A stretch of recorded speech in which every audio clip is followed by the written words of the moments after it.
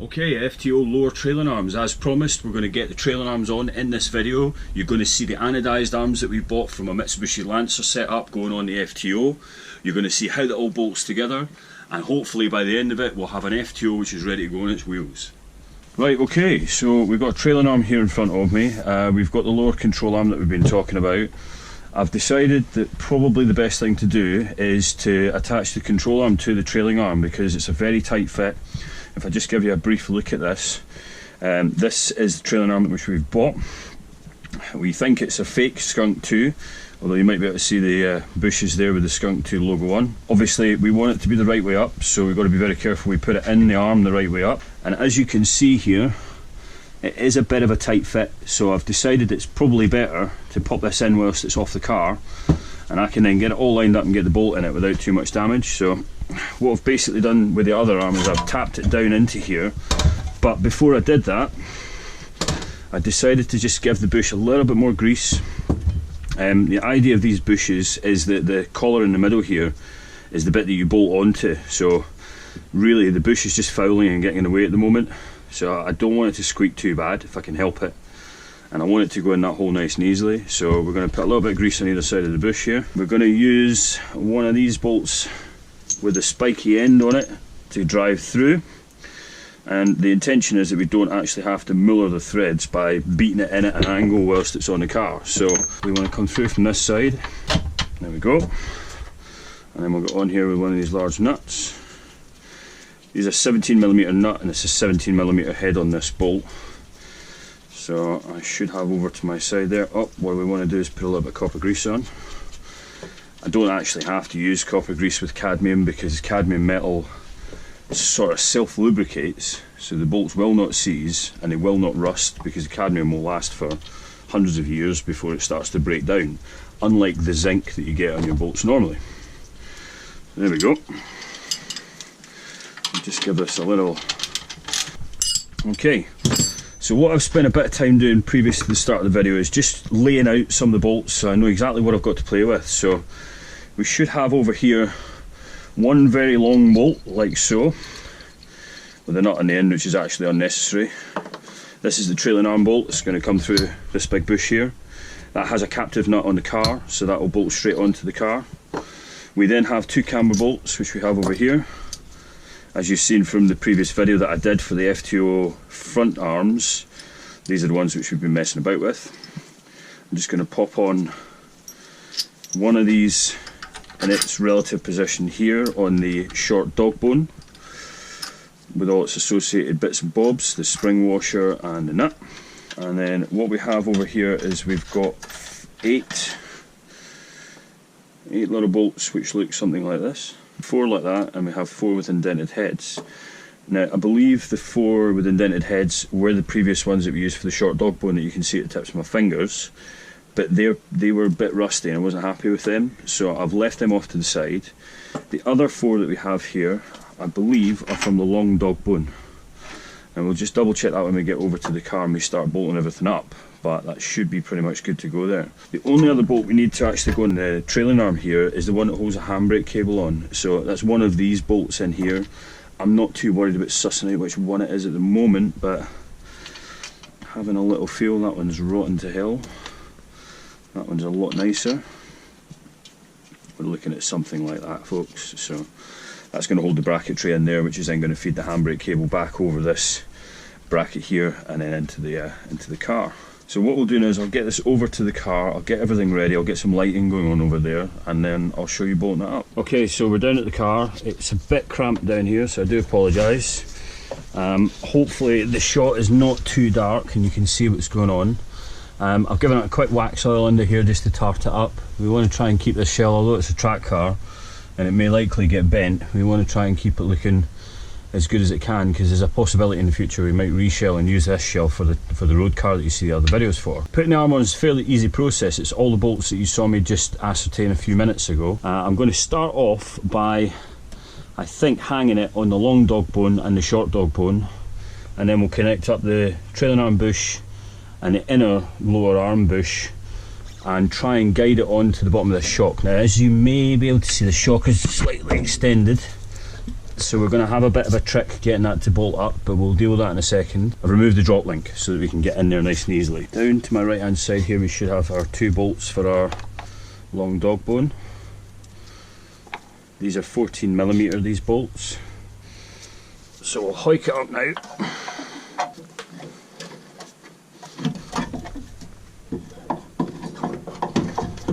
Part of our problem there is the tension I'm getting from this lower arm, just holding everything in the wrong place. So we're now at the point where we can get one of the bolts into the chassis for the long dog bone.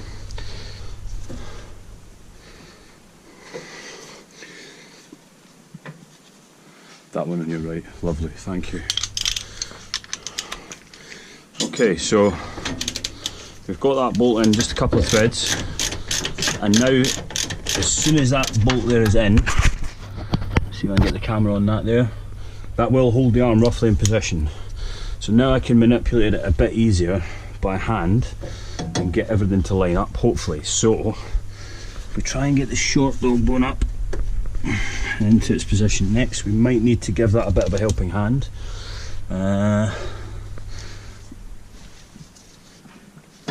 We'll also work the arm, the lower control arm, a bit further inward. Yep.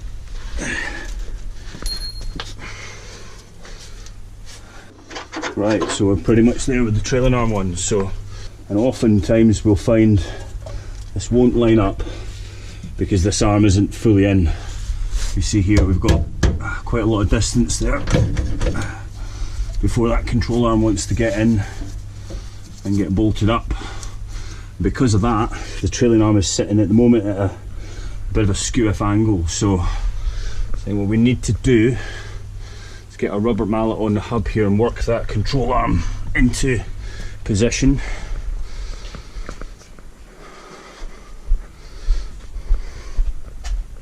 If I'm just fairly gentle here.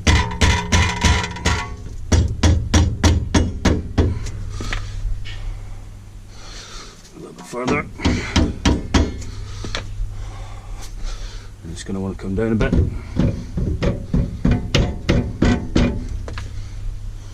Bit further in. Okay, that's pretty close there. So with any luck, this trailing arm bolt should be closer to getting its hole. There we are. Okay, so we'll get under there now and we'll tighten that one up. Okay, so we're trying to get that bolt lined up there to get this camber bolt through. It's close, but no cigar. So we'll get underneath. I think it's actually sitting at a bit of an angle there. Oh no, she's going in. So this one, as you can just about see there, hopefully from the camera position, sits inside this ring. If I can get round there. And once we've bolted them up, to adjust the toe, all we're basically going to do is turn this bolt, which will move the entire dog bone in or out in relation to the pocket that it sits in. At the moment I'm not worrying about stuff like setting the camber in the toe. I can't do that in the garage. I need to take that to a professional to get that done. So I'm just going to bolt this up as it is. It requires a special washer on the other side, which sits in a very similar pocket on the other side. What we do need to make sure we do is we need to be absolutely positive that that big fat washer, which is an eccentric washer, sits inside that pocket, or else it won't work and we'll end up not being able to set the toe in the car. So we've got that flush now, and then what we can do once we're here is we can get to the point where we can then turn this camber bolt, toe bolt, and if I film it correctly you should be able to see how it can dynamically adjust the arm position. You can see that moving the entire assembly in or out. Now we don't want to do that right now, we'll just take it back to its sort of zero position right now, which is at the bottom. It's absolutely critical that you use the split washer or the sharp washer there so that it cannot then come undone, or you're going to end up with alignment issues as you drive down the road, which would be very unfavourable. At this point we've got alignment now on the upper dog bone bolt, so So we'll pop his compadre in there.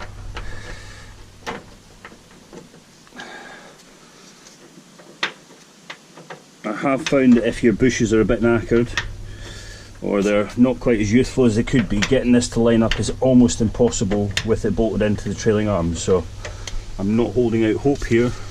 Right then, so the next difficult one that we've got to try and attempt is to get the inner lower arm bolt tightened up. Now with all the jiggling around, it's going to have moved position quite a lot, so what we'll try and do here is draw the arm down.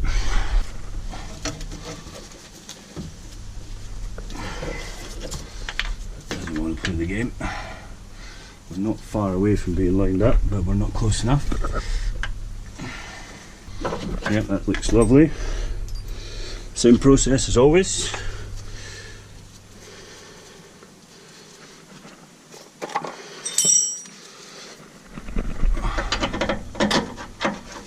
Again, this is a much better illustration. You can now see that pocket much better, hopefully, guys, where the eccentric washer sits. What I'm basically doing on the other side that you can't see is putting another washer on the bolt head. Oh, no, we're not getting anywhere if we carry on like that. And that sits in an associated pocket on the other side. Spring washer and nut.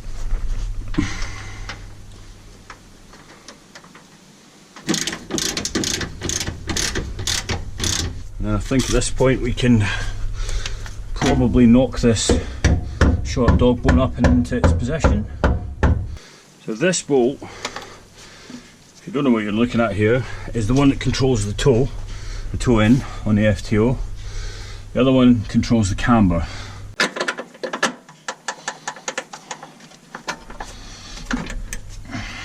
Okay, so that's really all there is to it. As I always say, you've got to do the same for the other side as you've seen me do in this video.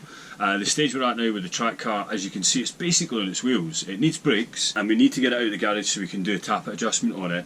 But we're really getting quite close to it now being a running car. Hopefully in the next video you're going to get to see me working on a brake caliper, which we've got a bit of a problem with a rear handbrake on the brake caliper, but I'm trying to solve that right now.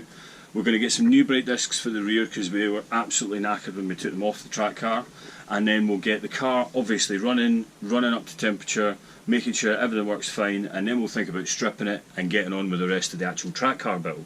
So there we go, rear lower control arms and trailer arms stuck on the new track car. Hopefully in the next video you'll see the thing outside the garage and it'll have the engine running.